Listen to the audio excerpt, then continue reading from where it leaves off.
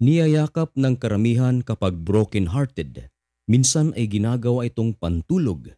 Ginagamit din ito upang maging dekorasyon para maging isang kaakit-akit ang isang kwarto. Marami pang mga bagay ang pinaggagamitan ng isang bagay na ito. Maging ang isa sa mga sikat na komedyante sa buong mundo na si Mr. Bean ay ginagamit din ito. Maging ang sikat na isang Asian actor na si Jackie Chan ay pinopromote din ang bagay na ito. Maraming mga kabataan, kababaihan, mga lalaki, nais silang bilhin. Ito ay ang teddy bear. Ano nga ba ang istoryang nakatago sa likod ng teddy bear? Bakit siya nalikha at sino ang lumikha sa kanya? Yan ang ating pag-uusapan sa videong ito. Bago natin umpisahan, baka naman pwedeng makahingi ng kaunting pabor. Pa-subscribe naman ng channel na ito, ang Usapang Banal, para maging updated ka sa ating mga future upload. Back to the video. Ang sikat na stuffed toy na ito ay gawa pala ng isang Hudyo. Ang pangalan ng taong lumikha sa teddy bear ay si Morris Mitchum. Ang mga magulang ni Morris ay mga Hudyo. Isinilang si Morris noong September 12, 1869 at pumanaw ito July 21, 1938. Isang matagumpay na businessman si Morris. Siya ay isang inventor. Merong shop si Morris na kung saan ibinibenta niya rito ay mga candies. Nakapangasawa siya ng isang taga-Romania na si Rose Katz. Nagtulungan ang dalawang ito na palaguin ang kanilang negosyo. Sa araw, sila ay nagtitinda ng candies at sa gabi, gumagawa sila ng stuffed animals. Bagamat isang mudyo si Morris, ay nakabase naman ito sa New York. Hindi lang sa New York, kundi nanirahan din siya maging sa Russia. Nakuha ni Morris ang kanyang galing sa paggawa ng mga stuffed animals noong siya ay under pa ng kanyang auntie na si Margaret Steffes. Mahusay ring gumawa ng mga stuffed animal ang kanyang auntie na si Margaret Steffes at meron siyang kumpanya sa Germany.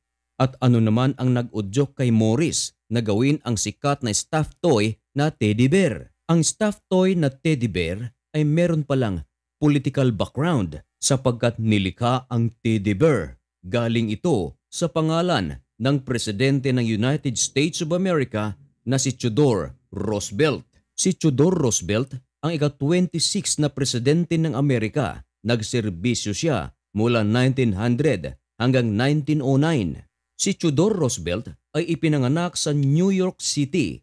Kahit na city ang kanyang kinalakihan, ay meron siyang pagmamahal sa nature. At katunayan, siya ang presidente na nakipaglaban at nakipag-usap upang proteksyonan ang mga lupain ng kanilang bansa. Ang pagpanaw ni Theodore Roosevelt ay isang kawalan sa gobyerno ng Amerika. Si Theodore Roosevelt, ayon sa balita, ay pumanaw noong natutulog lamang. Kung pwede lamang pumili sa kung anong paraan tayo pwedeng pumanaw, ay pipiliin ko itong paraan ng pagpanaw ni Theodore Roosevelt. Ganun pa man, hindi natin alam kung kailan tayo papanaw at sa kung anong paraan ito. Sa buong buhay ni Theodore Roosevelt, tinagurian siyang hunting enthusiast. Ibig sabihin, mahilig sa hunting si Theodore Roosevelt. Dito sa buhay ni Theodore Roosevelt, dito nagsimula ang tinatawag na teddy bear. Isang araw, nagkaroon ng hunting si Theodore Roosevelt kasama ang kanyang mga bodyguard sa Mississippi noong 1902. Hindi nakahanap si Theodore Roosevelt ng bear na kanyang tatargetin. Halos buong araw silang naghanap ng bear upang maging target ni Theodore. Hanggang sa ang isa sa kanyang kasama ay nakakita ng isang matandang mabalahibong bear. Tinali niya ito sa isang punong kahoy at tinawag si Roosevelt upang tirahin ni Roosevelt. Hindi ito binaril ni Roosevelt sapagkat para sa kanya isang nakakaawa itong nilalang at walang kalaban-laban sapagkat ito ay nakatali na. Walang saysay ang pagiging hunter kung ang iyong target ay wala ng kalaban-laban. Gusto kasi ni Roosevelt na natural ang kanyang paghahunting at walang halong daya. Kaya nagpatulong si Roosevelt sa kanyang kasama na tulungan siyang ibaba ang matandang bear na ito. Ang pangyayaring ito ay iginuhit naman ng isang nagngangalang Clifford Berryman. Si Clifford ay ipinanganak noong 1869 sa Kentucky. Siya ay kilala bilang isa sa mga mahuhusay na gumuhit ng mga cartoons. Halos lahat ng mga leader sa Amerika ay ginagawa niya ng mga political cartoons. Noong 1891, siya ay naging understudy ng cartoonist at The Washington Post at naging chief cartoonist noong 1896. Siya ang gumuhit sa pangyayaring ito kaya naging kilala ang bear na yaon. Hindi pa stop toy ang bear na yaon. Yun ay isang cartoon lamang at iginuhit nga ni Clifford Berryman. May mga award na natanggap si Berryman dahil sa kanyang pagguhit sa isang insidente na kung saan pinakawalan ni Theodore Roosevelt ang isang bear sa isang bear hunting competition sa Mississippi na kung saan isa si Theodore Roosevelt na inimbitahan ng gobernador sa naturang lugar. Maraming mga hunter ang naimbitahan sa naturang kompetisyon at isa si Roosevelt. Marami sa mga hunter dito ay nakakuha ng bear subalit patay na ito ng kanila itong madakip.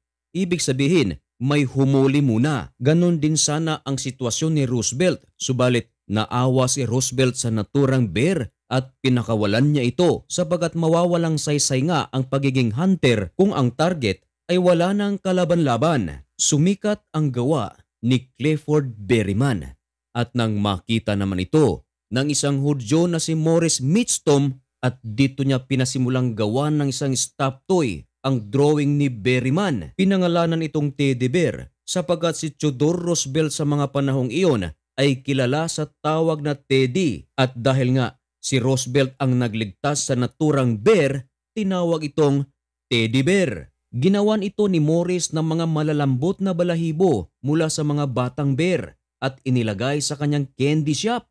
Dito na nagpasimulang sumikat ang isang stop toy na tinatawag na teddy bear. Idinisplay ito ni Morris sa 404 Tompkins Avenue sa Brooklyn. Naging successful si Morris Mitchum dahil sa kanyang ginawa.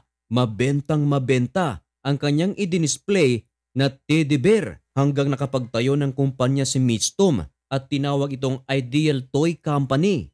Kahit pa man sa kasagsagan ng World War II, ang Ideal Toy Company na itinayo ni Mitchum at ng kanyang asawa ay isa sa mga pinakamalaking kumpanya sa Amerika na gumagawa ng stuffed toy. At noong 2022, sa Amerika alone, umaabot ng 50 million teddy bears ang nabibenta. Hindi pa kasama riyan ang mga bansa na nagbibenta ng mga teddy bears. At noong 2020 pa lang, ang kabuuang kinikita sa pagbibenta ng teddy bear ay umaabot ng $1.25 billion. Yan ay sa Amerika alone pa lang. Hindi pa kasama riyan ang mga outlet sa iba't ibang bansa. Napakalaki na ng negosyo ng isinagawa ng Hudyo na si Morris Mitchum. Hindi ko alam kung may teddy bear ka ba sa iyong bahay. Marahil ay ngayon mo lang narinig ang istorya ng teddy bear. Kung sakaling nagustuhan mo ang istorya ng teddy bear, baka naman pwedeng makahingi ng kaunting pabor. Pa-subscribe naman. Abangan ang mga susunod na imbensyon ng mga Hudyo na hindi natin nalalaman na ginagamit na natin. Dito lang sa Usapang Banal. Hanggang dito na lang ang videong ito. May God bless you and thank you so much for watching. Goodbye.